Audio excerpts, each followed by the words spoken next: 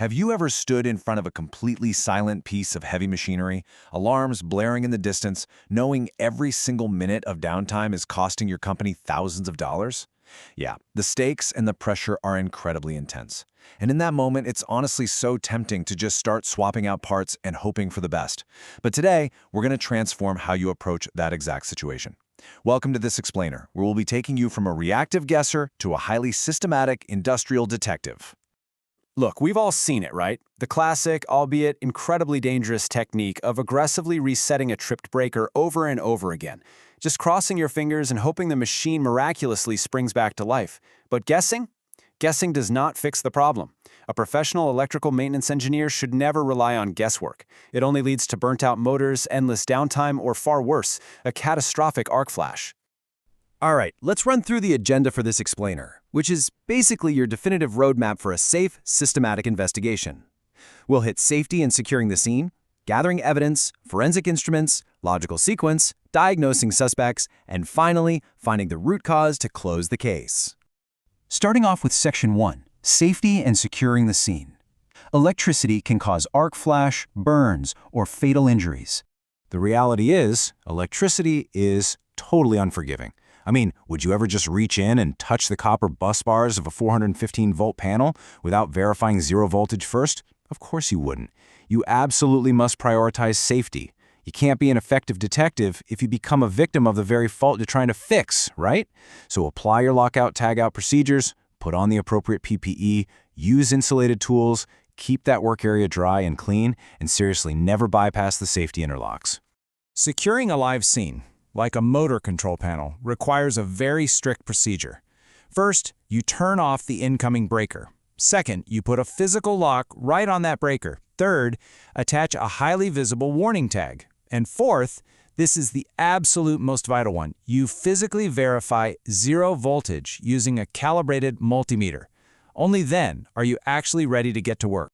Moving right along to Section 2, Gathering Evidence. The rule here is simple. Investigate before you test. Okay, so we're officially stepping onto the scene. And before you go ripping open a control panel, you need to clearly understand the problem. Start by interrogating the operator and pull out your electrical drawings, like those single-line diagrams and control wiring schematics, to map out the system.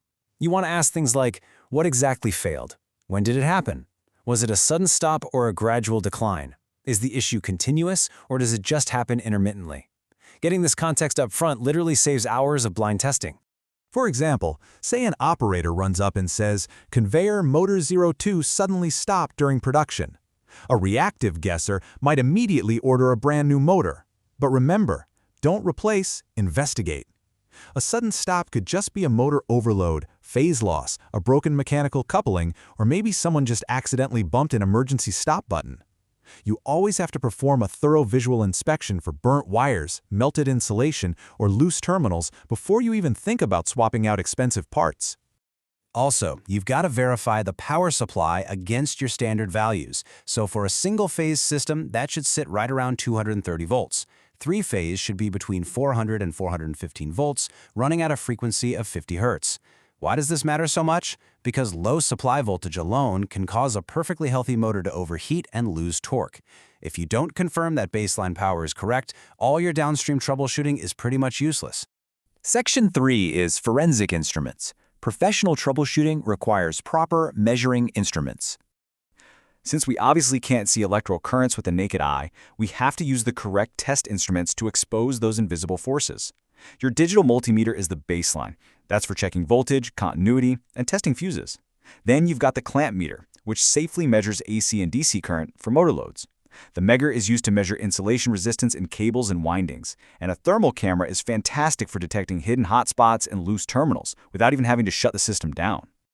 Now when you pull out that Megger, 1 megaohm is your magic number.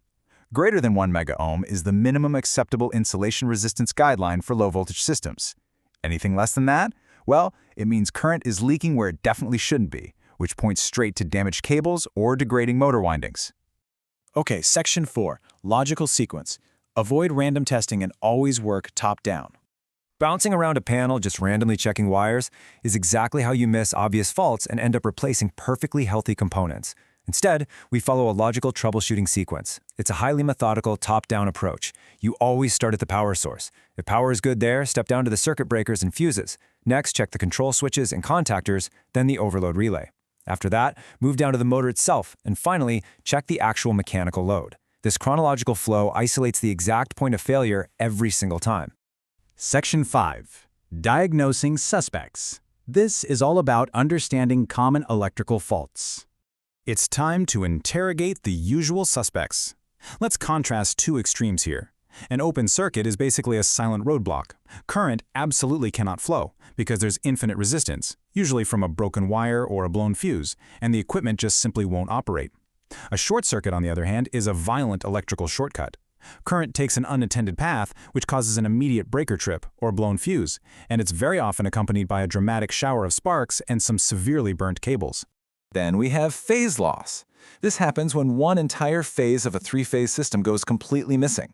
It'll cause the motor to hum dangerously, lose a ton of torque, overheat, or just completely fail to start.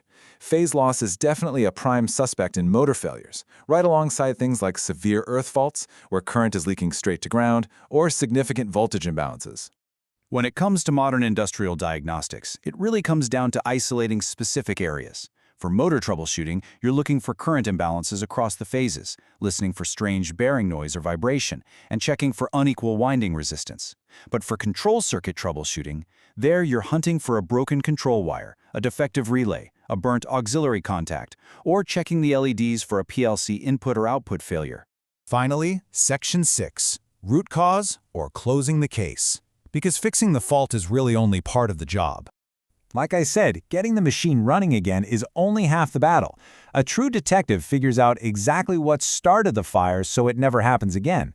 We have to separate the immediate fix from the permanent solution. You must determine exactly why the fault occurred.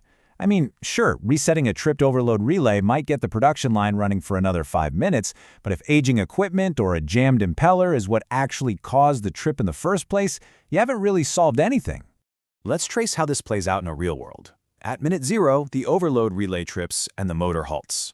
At minute 5, someone applies an immediate fix by simply resetting the relay. But our true detective keeps digging. By minute 30, the actual root cause is discovered. The pump impeller is jammed up by debris. So at minute 60, the permanent solution is applied, the blockage is cleared, and the motor current is verified. That is how root cause analysis permanently closes the case and drastically improves your plant's reliability. So to wrap up these best practices for effective electrical troubleshooting, work methodically and avoid guesswork at all costs. Always start with the simplest, most obvious causes. Compare your measurements directly against the intended design values. Keep your terminals clean and tight, and I cannot stress this enough, document everything in your maintenance log or CMMS. Sharing what you've learned and relying on hard, accurate measurements instead of just random component swapping is what separates the guessers from the professionals. I want to leave you with one final provocative question to think about. How many recurring electrical faults in your facility are just sitting there right now, waiting for a proper root cause analysis? Challenge yourself to take these systematic detective skills directly onto your own plant floor today. It's time to stop guessing and start actually solving. Thanks for joining me on this explainer, and we will see you on the next one. Master the art of electrical troubleshooting, from voltage tests to PLC diagnostics. Trace faults systematically and safely. Check every relay, fuse, and breaker. Find the root cause